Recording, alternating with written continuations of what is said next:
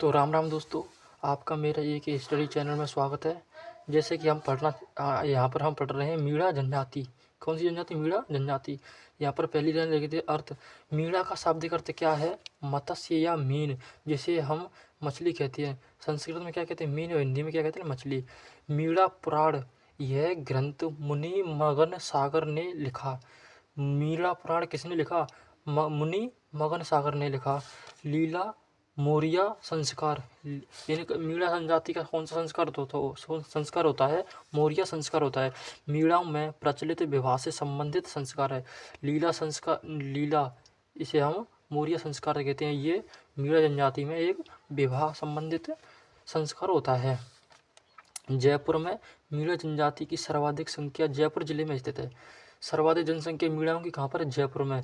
बुझ देवता, मीणाओं के कुल देवता कौन है? बुझ देवता।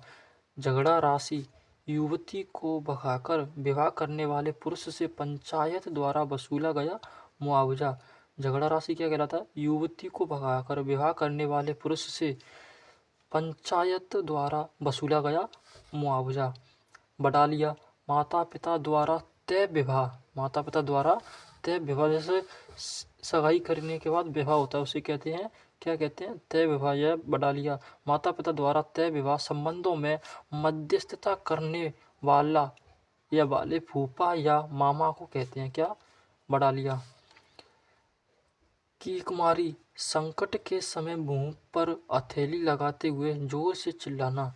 की कुमारी किसे कहते हैं? संकट के समय मुंह पर हथेली लगाते हुए जोर से चिल्लाना। जैसे आपके कहीं चोट लग जाती है तो मुंह पर हथेली रखकर जोर से चिल्लाते हो ना, कि कहीं दूर तक आवाज ना चली जाए।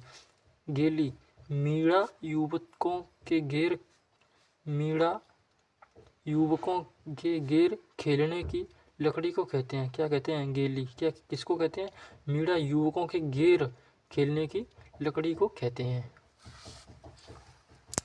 जय श्री राम दोस्तों। आगे पढ़ते हैं हम। गरासिया जनजाति तीसरा स्थान है। गरासिया जनजाति का राज्य में तीसरा स्थान, राज्य में तीसरे सबसे पिछड़ी जनसंख्या वाली जनजाति है। आबू रोड क्षेत्र में पाई जाती है। आबू रोड क्षेत्र में पाई जाती है। गरासियों का मूल स्थान क्या है? मूल स्थान है गरासिया, सिरोही व उदयपुर में रहते हैं। गरासिया जनजाति सर्वाधिक कहाँ पर रहती है? उदयपुर और सिरोही में। ताड़ना विवाह किसे कहते हैं? गणगौर मेले से लड़का लड़की को भगाकर ले जाता है। गणगौर के मेले से लड़का है वो लड़की को भगाकर ले जाता है। तत्पश्चात पंचों द्वारा निर्धारित दापा या बधू मूल्य वर पक्ष चुकाता है। जो लड़की को भगाकर ले जाता है ना वो लड़का, उसके बाद पंचायत होती है तो लड़का बधू की जितनी कीमत होती है वो अदा करता है। जो पंचायत फैसला करती है उसके हिसाब से। मोरबंदिया विवाह, ब्राह्मणों की उपस्थिति में चमरी में फेरे लेकर विवाह करना।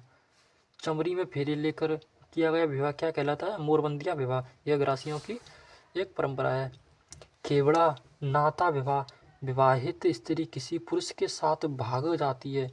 यदि विवाहित स्त्री है, यदि किसी पुरुष के साथ भाग जाती है और प्रेमी उसके पति को दंड राशि देता है तो प्रेमी उसको क्या देता है? दंड राशि देता है। पहरावान विवाह, ब्राह्मणों की अनुपस्थिति में किया गया विवाह। ब्राह्मणों की अनुपस्थिति में किया गया विवाह क्या कहलाता है?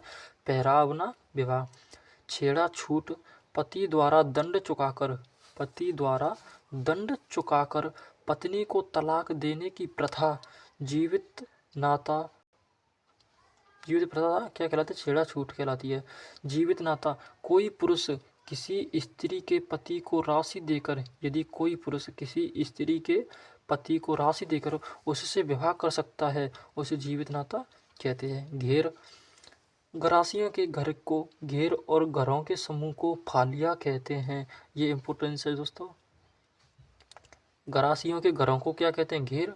और घर के समूह को क्या कहते हैं? फालिया। क्या कहते हैं दोस्तों? फालिया कहते हैं।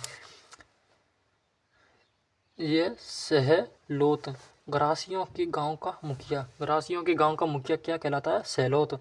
मोर को आदर्श पक्षी मानते हैं और सफेद पशुओं को पवित्र मानते हैं। आखा आखा तीज आखा तीज गरासियों के नव वर्ष की शुरुआत इसी दिन से होती है। गरासियों के नव वर्ष की शुरुआत किससे होती है? आखा तीज से। किससे होती है? आखा तीज से होती है। सोहरी गरासियों के अनाज भंडारण की कोठी। गरासियों की जो अनाज भंडारण की कोठी होती है ना, उसे क्या कहते हैं? सोहरी। उरे मृत गरासियों का स्मारक। मृत गरासियों का स्मारक क्या कहलाता है? उरे कांधिया या मेघ मृत्यु के 12वें दिन रिश्तेदारों को मांस व मक्के का दलिया खिलाना। मांस व मक्के का दलिया खिलाना मतलब मृत्यु के 12 दिन, वो क्या कहलाता है? कांधिया। क्या कहलाता है दोस्तों? कांधिया कहलाता है। भाकर बावसी गरासियों के लोकप्रिय देवता हैं। क्या लोकप्रिय देवता किसके? गरासी जनजाति। कौन? भाकर बावसी। मनखारों मेले आबू रोड के स्यावा में गरासियों का सबसे बड़ा मेला लगता है। कहाँ पर लगता है? गरासियों का सबसे बड़ा मेला आबू रोड के स्यावा में। कहाँ पर? मनखारे मेला है, जिसको क्या कहते हैं? मनखारा मेले। झुलकी गरासियाँ स्त्री व पुरुषों का कमीज जैसा वस्त्र होता है, जिससे क्या कहते हैं? झुलकी कहते हैं। क्या कहते हैं? झुलकी।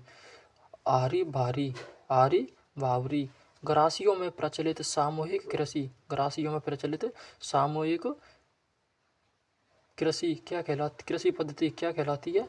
आरी बावरी। तो दोस्तों, लाइक कमेंट एंड वीडियो को शेयर जरूर करें और चैनल को सब्सक्राइब जरूर करें, जैसे ऐसी वीडियो आपके पास सबसे पहले पहुंच सके।